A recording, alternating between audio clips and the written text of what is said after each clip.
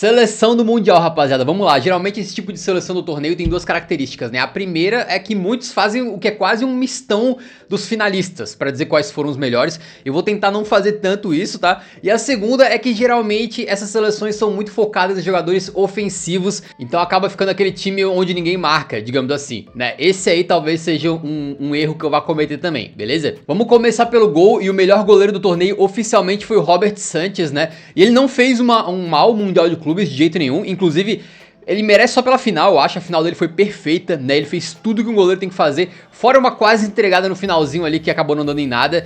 Ele realmente fez uma final brutal mesmo, então acho que tá justo. Acho que outro cara que fez um torneio brilhante foi o Donnarumma, pegou muita bola também, mas na minha opinião, o goleiro que mais me impressionou assim foi o nosso querido Bono do Al Ahly, né, cara? Tava pegando as estatísticas aqui, ó. Ele foi o segundo goleiro que mais fez defesas, né, com 25 aí, cara. E ele fez algumas defesas muito fantásticas, que eu acho que foram principalmente aquela que ele pega, que é um pênalti do Valverde no último lance pra conseguir empatar aquele jogo contra o Real Madrid.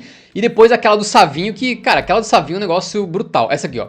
Ah não, cara, isso aqui não existe. Essa defesa aqui, pra mim, é um negócio muito marcante, assim. Ele tá caído no chão já, ele já perdeu o fio da meada, ele consegue se recuperar com a mão trocada atrás da cabeça, sem enxergar direito o que tá acontecendo, e faz a defesa perfeitamente. Isso aqui é brutal, então pra mim, ele caiu um pouco cedo, né? Geralmente ninguém bota aí jogadores que caíram nas quartas de final na seleção do Mundial, mas pra mim o Bono entra, beleza? Ah, essa aqui é a defesa de pênalti do Valverde, né? No último lance, pensa como decisivo ele foi, né? Então botei o homem ali, também vale uma menção honrosa aí pro Courtois, fez defesas fantásticas. O Neuer teve momentos que ele parecia o Neuer no auge. E o Fábio do Fluminense também com 44 anos, fez um Mundial muito bom, né? Vamos agora pra lateral esquerda, que acho que antes da final, o melhor pra mim do torneio era o Nuno Mendes. Mas a final, geralmente costuma pesar bastante, né? No meu conceito pelo menos, acho que no conceito da maioria também. Tem um peso dobrado, digamos assim, um triplicado, dependendo de quem tá analisando, né? Mas pra mim, quem eu vou botar na minha seleção é o Marc Cucurella, beleza? Eu tava pegando aqui algumas estatísticas dele, né? Ele foi um dos caras que mais interceptou no torneio, com nível de desarmes e de cortes fantástico também. Então, defensivamente, ele apareceu muito. E teve jogo onde ele teve liberdade pra subir pro ataque também. E a final dele foi muito sólida, foi muito boa. Em que, inclusive, ele conseguiu tirar do sério o João Neves e cavar uma expulsão ali pro PSG, né? Então, eu acho que se justifica, mas se alguém colocar o Nuno Mendes aqui, acho que tá completamente justo também.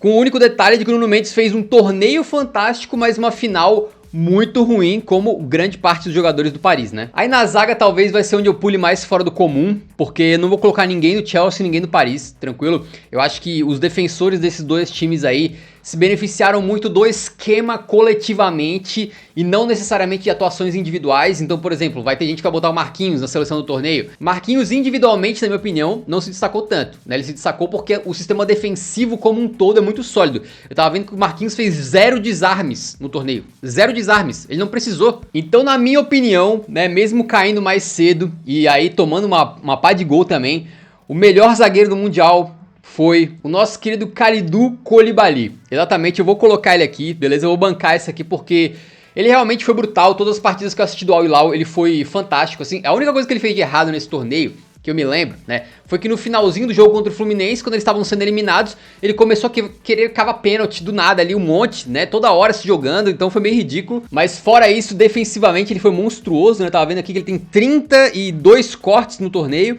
né, 14 desarmes, 5 interceptações e também decidiu lá na frente, fez um gol importantíssimo, acho que foi do 3-2, né, contra o Manchester City, se eu não tô enganado, e foi mais um dos jogadores do Al Hilal que poderiam estar jogando na elite europeia ainda se quisesse, né. O outro que eu vou colocar aqui, certo, eu acho que esse aqui não vai entrar na lista de ninguém, beleza, mas eu vou cravar aqui porque eu gostei muito da atuação dele, do torneio dele, que é o nosso querido Dean Howson, chegado do Bournemouth agora, jogou pelo Real Madrid esse torneio e fez um torneio muito bom, não só defensivamente, um cara que tá mostrando aí que sabe fazer cobertura muito bem, fisicamente ele parece magrelão, mas ele dá conta do recado e acima de tudo é um zagueiro armador, então ele foi muito importante pro Real Madrid nesse torneio, virando bola, fazendo lançamento e até criando chance de gol. Tem uma bola que é fantástica que ele manda na cabeça do Gonçalo Garcia pro Gonçalo fazer gol, ele perde, e não é à toa, né, que o Real Madrid tomou uma bucha do PSG quando ele não tava jogando, né, ele realmente fez falta aí, Não que fosse ser tão diferente assim o resultado, né? Aquele jogo ali, o PSG realmente patrolou, mas talvez ele teria feito alguma diferençazinha. Ele tinha sido expulso no finalzinho do jogo contra o Dortmund,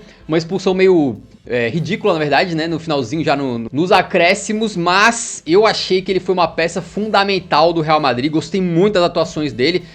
Zagueiro armador, rapaziada. Zagueiro armador, zagueiro moderno. E acho que vai entrar na minha seleção aqui, beleza? Tá com o escudo do Bournemouth ainda, mas né, já trocou.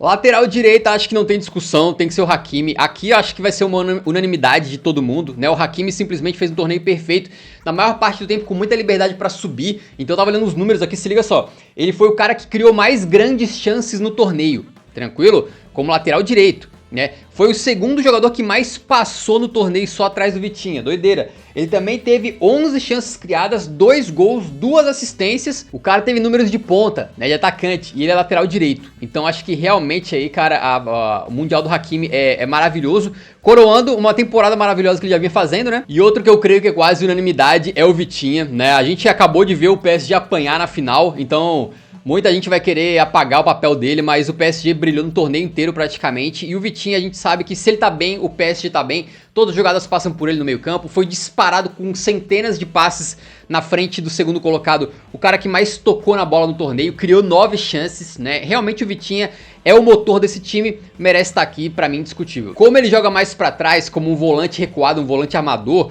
eu diria também dimensões honrosas aí ficariam pra Caicedo, né, que fez um mundial fantástico pelo Chelsea, não só roubando bola, mas ele tá melhorando cada vez mais a sua saída de jogo também.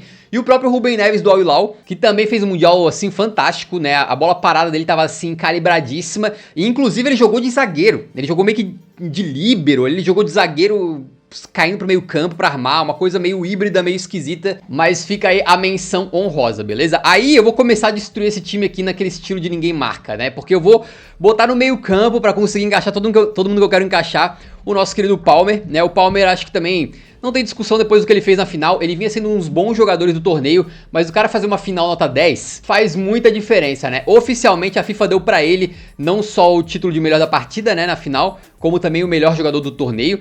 E acho que faz sentido, né? O cara marcou 2 gols na final, deu uma assistência, foram 3 gols e 2 assistências no torneio como um todo. Uma atuação aí antológica na final e ainda ajudando a marcar, né? Ele foi muito importante pra fechar aquele lado do Kivar ali e deixar o georgiano bem quietinho na final.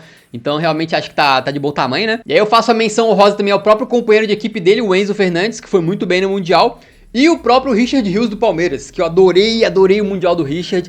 Apesar de que ele não participou tanto assim ofensivamente, ele não marcou nenhum gol, por exemplo, né? Mas ele deu 2 assistências, marcando também, ele tava fantástico. E tá prontinho pra ir jogar num clube europeu, diz aí que tem gente querendo fazer proposta, né? E vamos para as pontas agora, beleza? Aqui na direita, eu vou colocar o Arias, tranquilo, vai ser o único representante... Ih, rapaz, não tem ele aqui não? Cara, não tem o nosso Arias, mas tem outro John Arias, quer dizer, tem outro J Arias, que eu vou colocar aqui então.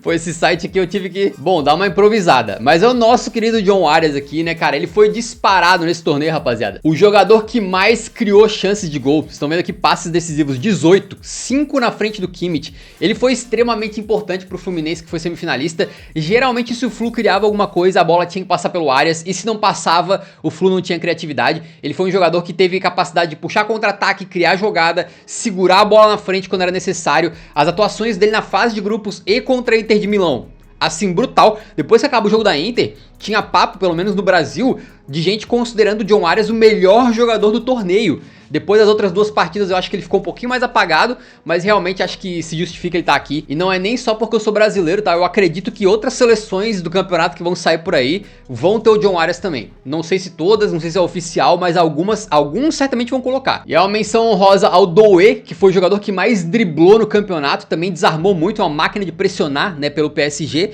E o próprio Valverde, que jogou mais no meio campo, não tão aberto, mas também fez papel ali de meio campo mais aberto, fez papel de lateral direito, enfim, jogou tudo nessa área aqui do campo assim, né? Fez de tudo um pouco ali e eu acho que ele foi um dos caras mais guerreiros desse Real Madrid, então talvez fica só a menção honrosa aí. E do outro lado eu vou ser obrigado a colocar o nosso querido Pedro Neto. Ele começou o Mundial muito bem, ele acabou fazendo 3 gols no Mundial, né, cara? Foi o segundo maior driblador do torneio e na final ele fez o famoso papel tático muito importante, né? O papel tático às vezes é zoado quando a gente tá falando de atacantes, mas cara, realmente ele jogou de ponta e de lateral esquerdo ao mesmo tempo. Geralmente quando o Chelsea estava com a bola, ou estava no começo da sua pressão, no início da pressão, ele estava ali mais pelo meio, mais pela ponta esquerda. Quando o Chelsea recuava e o PSG começava a tocar a bola, o Pedro Neto caía para fechar como lateral esquerdo por fora dali do Cucureja, fazendo uma linha de 5. Então ele fez um papel híbrido extremamente importante, se doou pela equipe, foi ofensivo também, né? E acho que se justifica demais a posição dele ali, tranquilo? O Olise joga lá pela ponta direita, mas eu colocaria aqui como menção honrosa na ponta esquerda, só pra gente poder falar um pouquinho do Olise, que eu acho que também fez um mundial muito bom. Na centroavância eu vou botar um cara que me surpreendeu muito nesse torneio, né, que meio que veio do nada e acabou brilhando muito, que foi o Gonçalo Garcia. Ah, não vai ter também? Pô, não tem o Gonçalo Garcia, cara. Eu vou ter que botar o Fran Garcia, só porque também é um Garcia, né, pra quebrar um galho aqui. Acabei escolhendo uma ferramenta que não tá funcionando direito, né, mas enfim. O Gonçalo Garcia, cara, é um jovem que...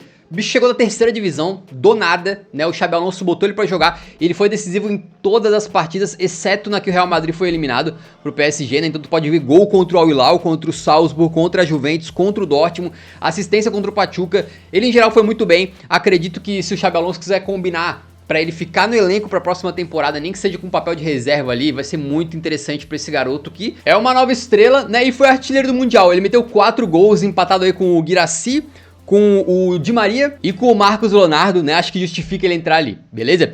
E do lado do Gonçalo Garcia, eu vou colocar um cara que ninguém poderia imaginar porque ele chegou no meio do torneio, mas o impacto que ele teve é um negócio simplesmente absurdo. João Pedro vai aparecer no Brighton aqui ainda, nessa ferramenta não tá atualizada, mas cara, ele chega pro jogo contra o Palmeiras, ele vem do banco, faz uma boa partida contra o Palmeiras quando ele entra, aí depois contra o Fluminense, né, ele faz o jogo da vida dele ali, 2 golaços absurdos, fenomenais, e ainda contra o PSG na final, mais uma atuação fantástica.